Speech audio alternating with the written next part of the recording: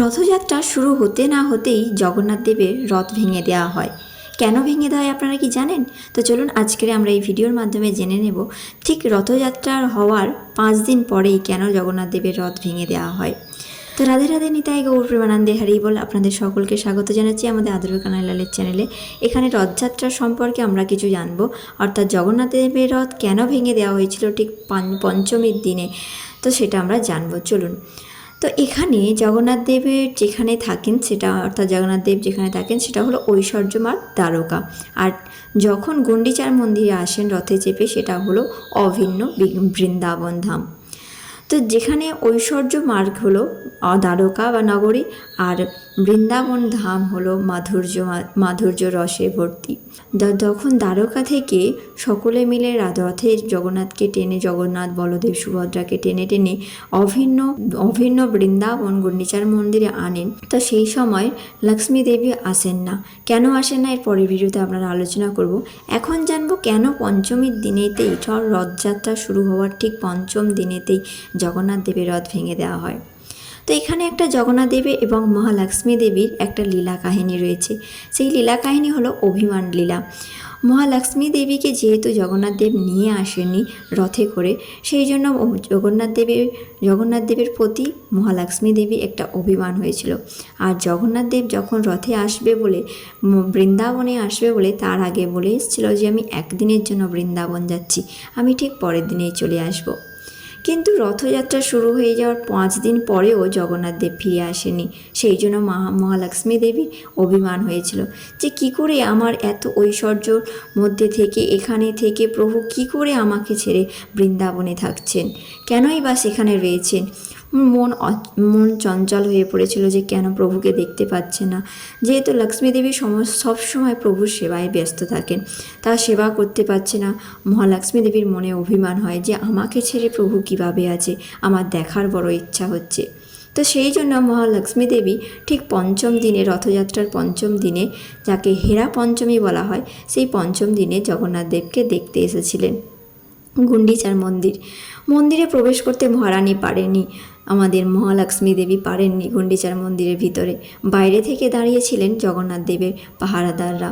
সেখানে এসে মহালক্ষ্মী দেবী সঙ্গে করে নিয়েছিলেন ওনার সাঙ্গপাঙ্গ এসে যখন জগন্নাথের দারোয়ান থেকে জিজ্ঞাসা করলো, কোথায় রেখেছেন আপনাদের প্রভুকে, বের করুন, এতদিন হয়ে গেল, 5 দিন হয়ে গেল, কেন এখনও নগরীতে ফিরে আসেনি।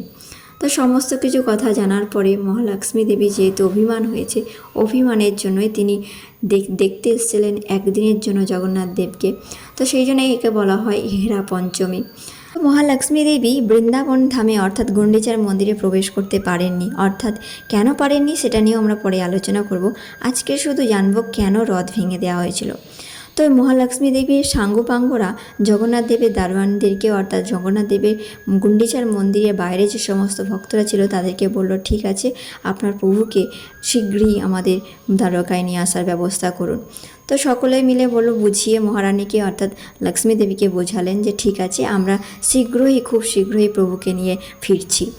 এটা বলার পর মহালক্ষ্মী দেবী সাঙ্গপাঙ্গরা বললেন, যেখানে প্রভু আপনাকে ছেড়ে এতদিন রয়েছে, তো চলুন ফিরে চলুন, প্রভু ভালো আছেন, তো চলুন আমরা ফিরে যাই, পরে ঠিক চলে আসবেন প্রভু। তারপর মহালক্ষ্মী দেবীর সাঙ্গরা, অর্থাৎ সঙ্গীরা সবাই মহালক্ষ্মী দেবীকে বুঝিয়ে ফিরে নিয়ে গেলেন যে প্রভু শীঘ্রই চলে আসবেন।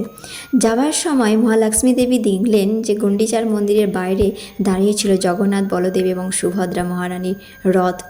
দেখার পর তখন খুবই অভিমান হয়েছে প্রভুর প্রতি, কেন এত বিলম্ব করছে, কেন দর্শন দিচ্ছে না, কেন আমাকে ছেড়ে রয়েছেন।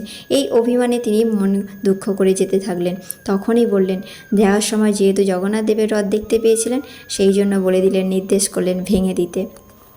তো সেই জন্য জগন্নাথ দেবের রথের এক অংশ ভেঙে দেওয়া হয়, যাতে অভিমান হয়েছিল মহালক্ষ্মী দেবী, সেই জন্য যে তিনি এক অংশ একটু ভেঙে দিয়ে চলে গিয়েছিলেন। তো এই জন্য আমরা এই হেরা পঞ্চমী এখনও পালন হয়ে থাকে। ঠিক রথযাত্রার পঞ্চম দিনেতেই হেরা পঞ্চমী, যেখানে মহালক্ষ্মী দেবী প্রভুকে একদিনের জন্য দেখার জন্য আসেন, হেরা পঞ্চমী।